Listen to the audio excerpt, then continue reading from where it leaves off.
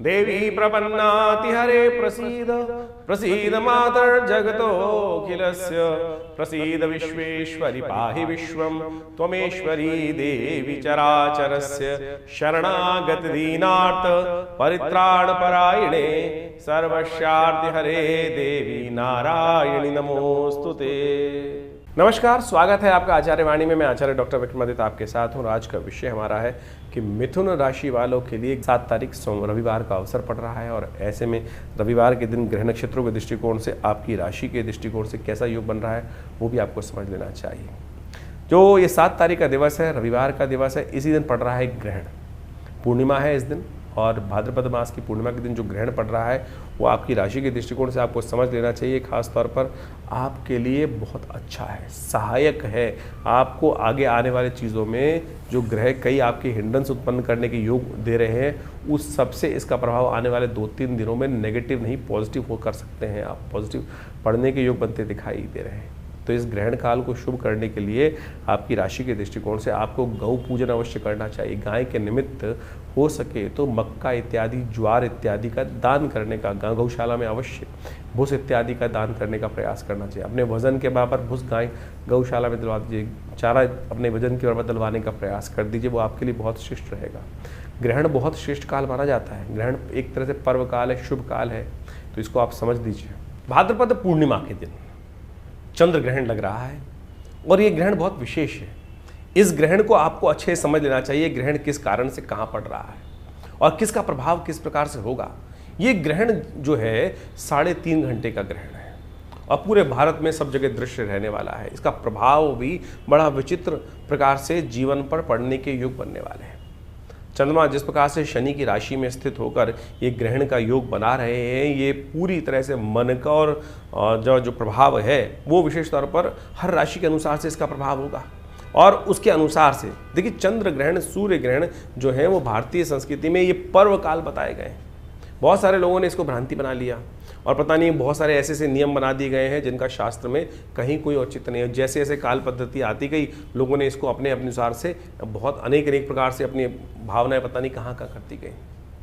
और एक बात समझें कि ग्रहण कोई अशुभ काल नहीं है। ग्रहण एक पर्व काल के रूप में ज्योतिष विज्ञान के अनुसार जब पंचांगकर्ता लिखते हैं तो उसके संपूर्ण ग्रहण को पर्व काल कहा जाता है। और ये केवल विशुद्ध आध्यात्मिक है। अपनी आत्मिक उन्नति, जीवन के कष्टों को दूर करने के लिए वो काल बताया गया है। इसका प्रभाव लोगों ने इसका अनुभव किया और उसकी छाया जो होती है वो कभी शुभ नहीं होती। इसकी छाया से बचने के लिए अनेक बहुत प्रभाव होता है। हमने अनेक केस देखे हैं। हमारे एक परिवार में व्यक्ति थे और कहा जाता है उन्होंने जब देखा, हमने वो घटना स्वयं देखी है कि उनकी माताजी ग्रहण काल में सो गई थी और जब उनका जन्म हुआ तो उनके कान कई प्रकार से बंद थे, बहुत सारी शारीरिक तौर पे विक्षिप्तियाँ थी। तो ऐसा घटनाएं बहुत सारी होती हैं। उसी घटना को बचाने के लिए शास्त्र में कहा गया है कि ऐसे समय में केवल हमको भगवान परमात्मा का भजन करने का प्रयास करना चाहिए और उस छाया को दर्शन में नहीं जाना चाहिए। छाया उस यानी आप घूमते फिरें। बहुत सारे लोग तो ऐसे भी हैं कि घूमते फिरते रहते हैं, कुछ प्रभाव नहीं होता है। शास्त्र में प्राचीन काल में ऋषियों ने इस पर शोध किया कि जो ग्रहण की किरणें होती हैं, ग्रहण का समय होता है, उसकी छाया किसी प्रकार भी शुभ नहीं मानी जाती थी, इसीलिए उससे बचने के लिए। अब आप समझे, सूर्य ग्रहण पड़ रहा हो, लोग देखने का प्रयास करते थे। खगोलीय घटना तो है, जो बाहर के वैज्ञानिक हैं वो ये केवल कहते खगोलीय घटना, खगोलीय घटना तो है, उसका प्रभाव पड़ रहा है। अगर देखोगे तो आंखें अंधी हो जाएंगी।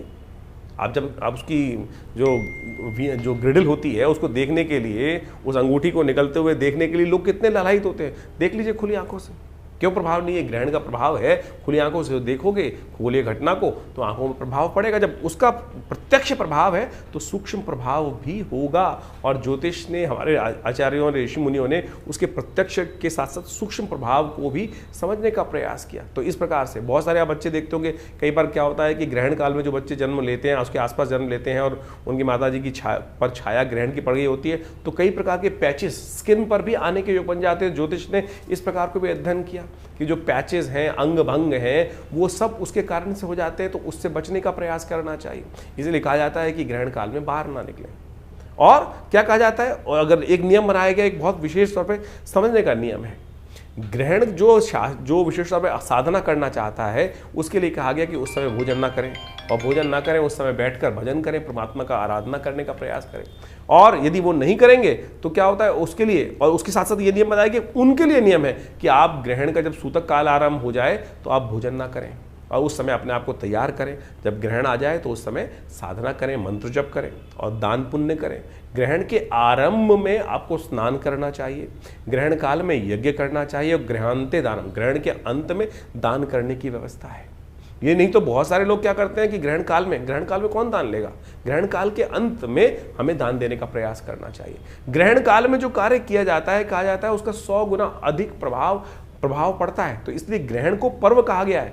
जो मंत्र आप जब साधारण समय में करेंगे, यदि मानसिक तौर पर ग्रहण के समय में उस मानसिक जप को कर लें तो उसका कई गुना अधिक प्रभाव हो जाता है। ग्रहण काल में यदि यज्ञ कर लें तो उसका जो वैसे ही मंत्र जप से कई 10 गुना अधिक प्रभाव यज्ञ के जप का बताया गया, मंत्र के जप का से ज्यादा 10 गुना प्रभाव यज्ञ का बताया गया है। और वही यदि ग्रहण काल में कर लेंगे तो कई गुना अधिक उसका प्रभाव, 100 गुना अधिक प्रभाव उस कर्म का उस समय में होता है। एक बार मैं कार्य कर रहा था, बहुत सारे एक व्यक्ति ने मुझसे बड़ा अजीब सा प्रश्न किया कि ग्रहण काल में हम तो शारीरिक संबंध बनाएंगे, ग्रहण काल में शारीरिक संबंध बनाते। मैंने कहा तुम नहीं हो, पहले तुमसे भी पहले बहुत सारे हुए हैं, तुमसे भी पहले इस काल कार्य करने के लिए बहुत सारे हुए हैं। केकसी का वर्णन शास्त्र में आता है, रावण की माता का।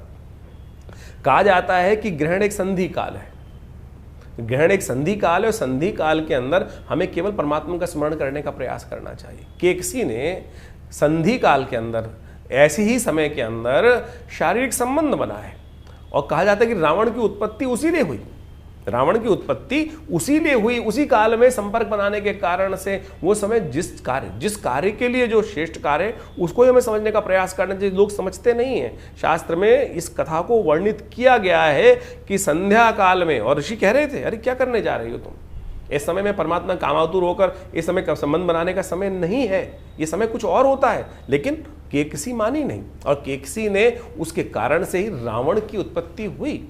तो यानी आप समझे कि बहुत सारे लोग आज की तारीख में खुराफात दिमाग में लोगों को चलती रहती है, और जैसी खुराफात आपने जो प्रश्न आपके मन में उठ रहे हैं, हमारे शास्त्र इतने बड़े हैं कि कहीं ना कहीं उस आपसे पहले वो प्रश्न लोगों के मन में उठ चुके हैं। और इस प्रकार के जब मैं एक प्रोग्राम कर रहा था तो मैंने मुझे याद आ गया, तो ये ऐसा प्रश्न एक व्यक्ति ने मुझसे किया, तो मैंने यही सार उस समय उपस्थित किया था कि आप पहले नहीं है भैया, आपसे भी पहले बहुत सारे लोग इस प्रकार का व्यभिचार कर्म कर चुके हैं, तो उसका प्रभाव होता है। तो आप समझें ये ग्रहण काल जो है, ये पर्वकाल जो इस दिन बनने जा रहा है, जो समय चंद्र ग्रहण का बन रहा है 3.5 घंटे का रहेगा, करीब करीब रात्रि में भारत के टाइम के अनुसार से समझें तो करीब 21 बज के यानी 9:57 पर शुरू होगा ये समय, और रात्रि में अगले दिन जो समय रहेगा जिसको गणनाओं में लिखा जाता है 25:27 यानी रात को 1:27 तक ये ग्रहण काल चलने वाला है। कोशिश करें इस समय भगवान के नाम का स्मरण करें। हमने विवेकानंद योगाश्रम में इस पूरे ग्रहण काल के अंदर यज्ञ रखा है, और उसमें बहुत सारे विभिन्न मंत्रों का, विभिन्न प्रयोगों का हम सामूहिक तौर पे बहुत सारे कार्य करते ही आए हैं। और ऐसे में कहा जाता है कि अपने कष्टों को दूर करने के लिए हमें अवश्य कुछ ना कुछ भगवान का स्मरण, मंत्र जप अवश्य अपने रूप में रहने का प्रयास करना चाहिए। उससे आपके जीवन में कष्ट दूर होने का योग बनेगा। ये सिद्धांतिक तौर पर हमें समझ लेना चाहिए। ये बिल्कुल सत्य प्रमाणित चीज़ें हैं, इसमें कहीं कोई कपोल कल्पित नहीं है। आप समझें ग्रहण काल के अंदर क्या कहा जाता है कि अगर ग्रहण के पंचांग के अंदर नियम हो, सोचें कि जो ये नियम है ये साधक के लिए हैं।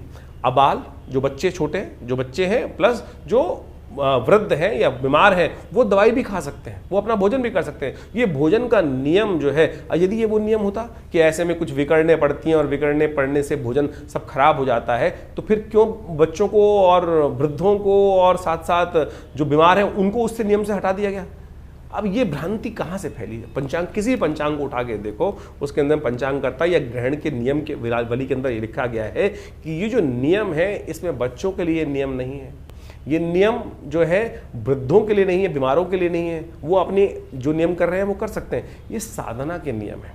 तो आज जो एक से एक विद्वान लोग उपस्थित हो जाते हैं और कह देते हैं कि खाना खराब हो गया, ऐसा हो गया, वैसा हो गया, ये बाह्य बातें लोगों ने उपस्थित कर दी।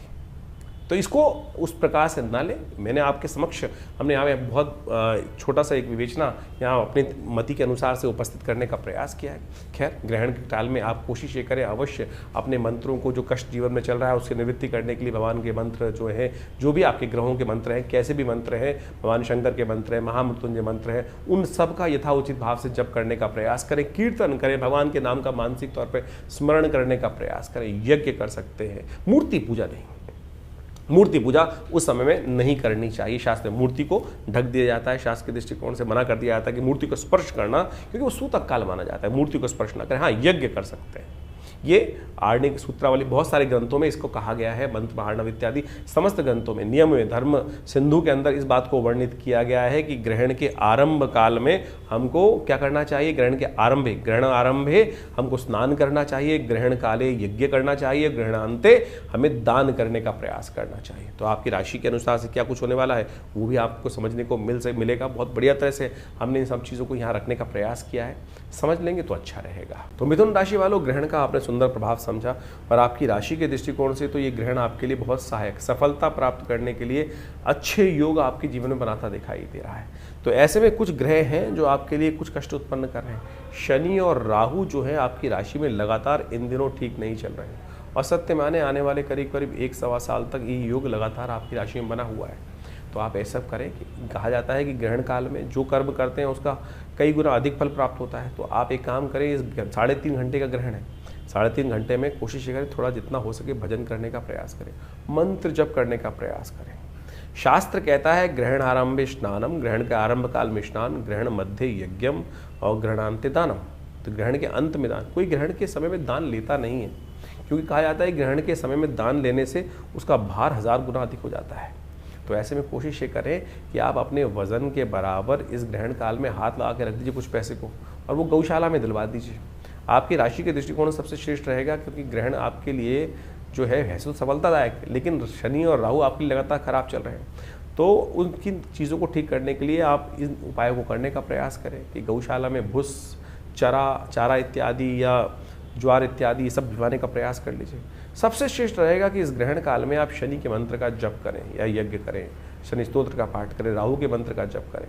हमने अपने चैनल पर विशेष तौर पे इनके ऑडियोज़ बना दिए हैं जो आप सुन सकते हैं। मंत्र सेक्शन में जाकर उनके 100-108 बार जो लगातार मंत्र जप है वो लगातार चलिए, करिए स्वयं। ओम प्रांग प्रीं प्रोंग से शनिश्चराय नमः। राहु का मंत्र है ओम भ्रांग भ्रीं भ्रौंग से राहवे नमः।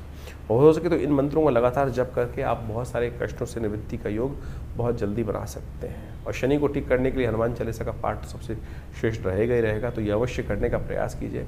इस दौरान एक बात और ध्यान रखिएगा, ग्रहण का सूतक काल सुबह 10 बजे से आरंभ होगा और सुबह 10 बजे से पहले जो आप हो सके तो चंद्र ग्रहण है तो उसमें 10 बजे से पहले आप कोशिश करें कि आप ब्राह्मण भोजन भी करा सकते हैं, क्योंकि श्राद्ध के निमित्त कराना होगा, पूर्णिमा का श्राद्ध है इस दिन। और साथ साथ आपकी राशि के दृष्टिकोण से आप और सत्यव्रत भी इस दिन रहेगा, तो सत्यव्रत की कथा भी जो है वो सुबह 10 बजे से पहले कर लीजिएगा, वो आपके लिए अच्छा रहेगा। तो इस नियम को पालन अवश्य करें, हो सके तो जितना शुभ करने का प्रयास कीजिए वो आपके लिए अच्छा रहेगा। तो राशि के अनुसार से तो आपने अपने दिन पर दिन किस प्रकार के ग्रह योग बन रहे हैं वो आपने बहुत सुंदर तरीके से समझे।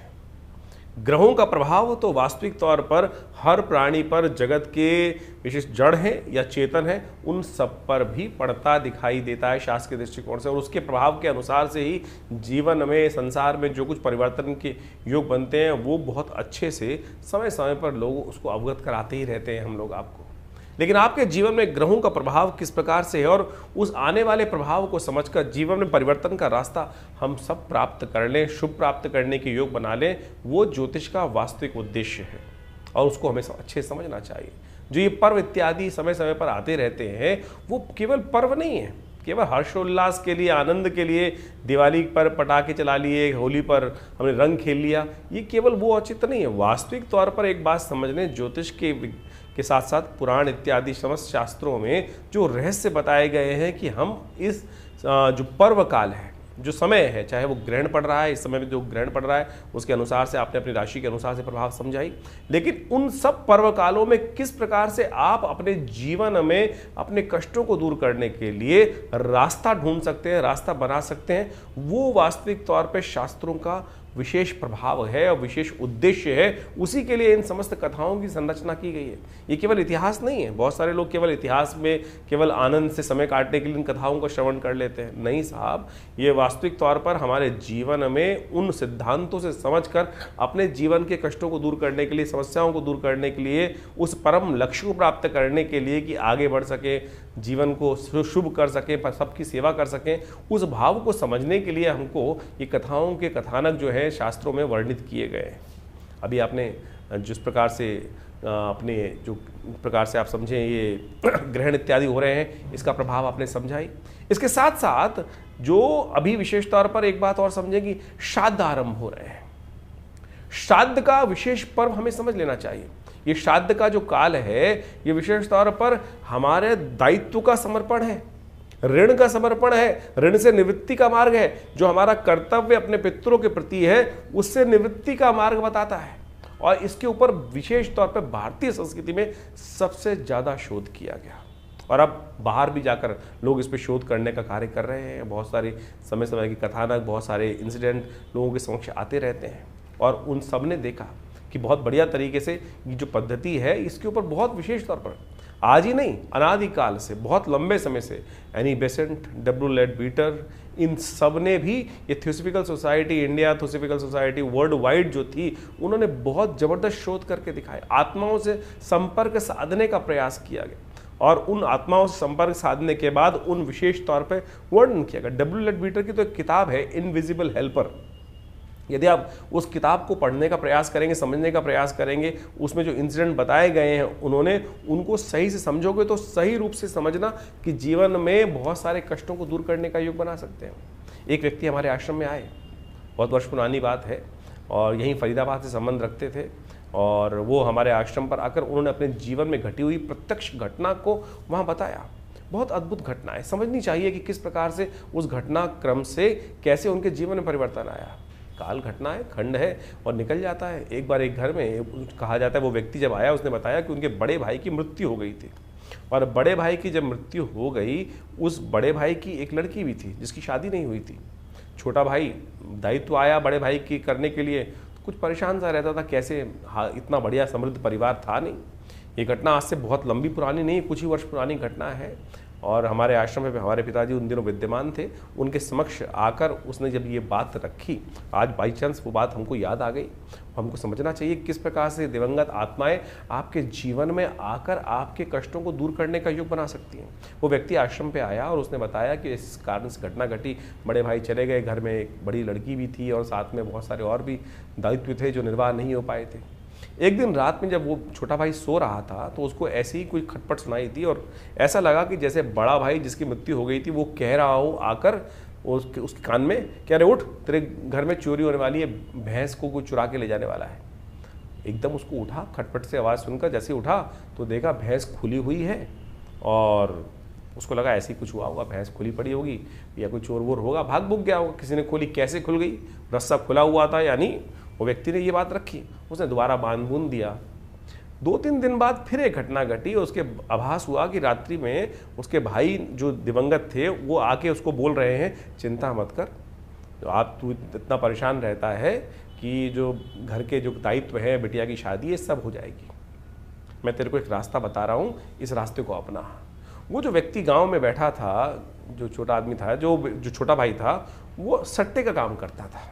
सट्टे का काम उन दिनों बहुत ज़्यादा चलता ही है, सट्टे में अनाज की खरीद फरीद के, उनमें सट्टे का काम करता था। उसने उस भाई को सपने में आके बताया कि इस चीज़ के दाम आने वाले कुछ दिन तक लगातार बढ़ने वाले हैं, थोड़े से पैसे लेके इसमें लगा दियो और जो पैसा फ़ायदा हो उसके द्वारा बिटिया की शादी कर दियो।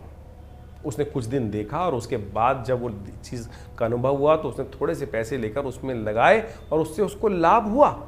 यानी वो दिवंगत आत्मा आपके प्रति किस प्रकार से निष्ठावान है, आपके भी पूर्वज आपके प्रति सुंदर रूप से निष्ठा रखते हैं। बहुत सारे लोगों ने ये भ्रांति फैला दी कि पितृ रुष्ट हो गए।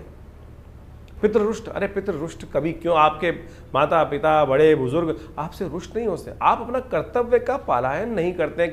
कर्तव्य जो निष्ठ नहीं है, जो उनको क्या चाहिए, उनको आपके पितरों को क्या चाहिए? केवल जल ही तो चाहिए, समर्पण चाहिए, श्रद्धा का समर्पण ही तो चाहिए। जो शास्त्र में कहा गया है कि भाई तुमको ब्राह्मण भोजन करा दो, गरीब को अन्न करा दो, गाय को ग्रास डाल दो, यही तो कहा गया है। इसी से पितृ ऋण से निवृत्ति हो जाती है। पितृ दोष नहीं होता, पितृ ऋण है जो आपके ऊपर चलकर परेशान करता है। हम भूलते चले जा रहे हैं उन दिवंगत आत्माओं को जिनके प्रति हमारा कर्तव्य था। पुराने जमाने में कोई भी शादी हो, ब्याह हो, अपने पितरों के निमित्त एक थाली निकालने की व्यवस्था चलती थी और वो पितृ रहते हैं आपके आसपास, कहीं दूर नहीं जाते। हमारे शास्त्रों में 3 पीढ़ी तक हर व्यक्ति को, चाहे छोटा भाई है, चाहे बड़ा भाई है, चाहे बहन है, चाहे स्त्री है, चाहे पुरुष है, हर व्यक्ति को अपने पितरों के निमित्त वो तर्पण करना, वो भोजन कराना, गरीबों को भोजन कराना शास्त्र में वर्णित है। केवल ब्राह्मण को ही नहीं, इस बात को कि बहुत ब्राह्मण यदि जमा सके तो बहुत श्रेष्ठ है भारतीय संस्कृति में जिस प्रकार से बताया है। नहीं तो किसी भी भिक्षुक को, किसी भी गाय को, बहुत सारे शास्त्र में कथाएं आई हैं कि ब्राह्मण नहीं मिल रहे थे लोगों को तो गऊ को भी खिलाया लोगों ने, और वही कर्तव्य शास्त्र में बिल्कुल ठीक हुआ। तो आप समझें कि भारतीय संस्कृति में जो ये बात बताई गई, जो श्राद्ध आ रहा है, इसका ध्यान रखिएगा। अपने पितरों के निमित्त नित्य प्रति यदि ये 5 कर्म कर सके, एक तो ब्राह्मण भोजन, गऊ को ग्रास निकालना, और उसके अलावा कोशिश करें गायत्री जप या यज्ञ अपने पितरों के निमित्त अवश्य यथाउचित भाव से कम 1 माला स्वयं कर सकते हैं। मानसिक तौर पर माला लेके बैठ जाएं और अवश्य उनके निमित्त कर दें, हाथ में जल लेकर उनको उसका कहते हैं कि ये दिवंगत आत्माओं की आत्म शांति के लिए उनके लिए किया गायत्री का जप कर लीजिए। और साथ साथ तर्पण इत्यादि, तर्पण करना, तर्पण हर रोज आपको करने के प्रयास करना चाहिए। थोड़ा जल लेकर इस पितृ तीर्थ से, अंगूठे से लेकर इस क्षेत्र से, इन पूरे के पूरे जो 16 दिन पड़ेंगे, पितृपक्ष जो आता है, हर रोज अपने जो भी दिवंगत आपको याद है, ऋषि तर्पण, पितृ तर्पण, हमें दिवंगत जो करना चाहिए अवश्य शास्त्र में नियम है, उनको करने का पूरा विधान शास्त्र में वर्णित है। किसी अच्छे विद्वान ब्राह्मण के द्वारा करा देंगे तो बहुत अच्छा लगेगा। तो ये सब चीजें, अभी तो एक बहुत बड़ी घटना घटी, विश्व के एक बहुत बड़े, अमेरिका के एक बहुत बड़े एक्टर हैं, उनके परिवार में किसी की मृत्यु हुई और वो व्यक्ति, जो लड़का था उनका, वो बार बार उनके सपनों में आ रहा था और सपने आके उसको लगता था कि ये स्थिति इसकी अच्छी नहीं है। बहुत कुछ उसने अपने धर्म के अनुसार से, ईसाईयत के अनुसार से करने का प्रयास किया, लेकिन वो बहुत से डॉक्टरों को दिखाया, एक बहुत बड़ा एक्टर है, और उनके साथ वो घटना घटी और फिर वो भारत में आते हैं। और जब कुछ कई साइकोलॉजिकल, उनको लगा कि साइकोलॉजिकल डिसऑर्डर हो गया, साइकेट्रिस्ट को दिखाया, बहुत सारे, जिस प्रकार से कोई रास्ता नहीं निकल रहा था, लेकिन फिर जब भारत में आए और संपूर्ण रूप से तर्पण इत्यादि का जो कार्य जो भारतीय संस्कृति में बताया गया, विद्वानों के द्वारा कराया गया, फिर उसने अपनी ऑब्जर्वेशन लिखी है कि नहीं, उसके बाद से वो समस्या है। तो हमारे पास तो लगातार इस प्रकार के लोग पूरे विश्व से आते ही हैं, और जो जो पद्धति हमने कराई, जो पद्धति शास्त्र में वर्णित है, वो सब हमने कराई। तो आप सत्य माने, वो जो कष्ट जीवन में चल रहा था, लगातार आत्माएं आके परेशान, अगर आपके सपने में कोई दिवंगत आत्मा बार बार आ रही है, आपके पितरों के निमित्त जो आत्मा आ रही है और वो किसी अच्छी अवस्था में नहीं है, तो समझ लीजिए कहीं ना कहीं पितृऋण है और वो अपेक्षा कर रही हैं आपके साथ कि हमको अपना, आपके कर्तव्य जो है वो सही से नहीं कर पा रहे हैं। तो उनके लिए गायत्री जप करा दीजिए, गायत्री 1.25 लाख गायत्री जप कराना। और इन श्राद्ध काल, वैसे तो हर रोज हमारे यहाँ तो कहा गया है कि हर लड़के को, लड़की को अपने जो पितृगण हैं उनके निमित्त थोड़ा सा तर्पण अवश्य करना चाहिए। नित्य प्रति देवताओं की पूजा करते वक्त जो संध्या वंदन किया जाता है, उसके साथ पितरों के निमित्त तर्पण करना भी शास्त्र में बहुत ज़रूरी बताया गया है, तो आप अवश्य करें। हमने इस पितृपक्ष में आश्रम पर विशेष व्यवस्था करा रखी है कि जो अपने पितरों के निमित्त गायत्री यज्ञ कराना चाहते हैं, या जो विशेष तौर पर उनके निमित्त ब्राह्मण भोजन इत्यादि समस्त कार्य यदि घर पे नहीं कर पा रहे हैं, तो कम से कम अवश्य हमारे आश्रम पे पूर्ण व्यवस्था उनकी रहेगी। अपने पितरों के निमित्त गायत्री जप इत्यादि समस्त जो शास्त्र वर्णन तरीके हैं दिवंगत आत्माओं की आत्म शांति के लिए अवश्य कराने का प्रयास करें, और देखेंगे उससे मन शांति प्राप्त होती है। मन के बहुत सारे भार जो हैं, बार बार इस प्रकार की समस्याओं को ठीक करने के लिए खुद कर सके तो बहुत बढ़िया है, खुद कर सके तो बहुत बढ़िया। अपने पितरों के निमित्त एक घटना घटी, हमारे आश्रम पर आने वाला एक जातक था, और वो खूब अच्छा पिताजी के शिष्य रहे और खूब अच्छा, बहुत बढ़िया पैसा वैसा खानदान में छोड़ के गए।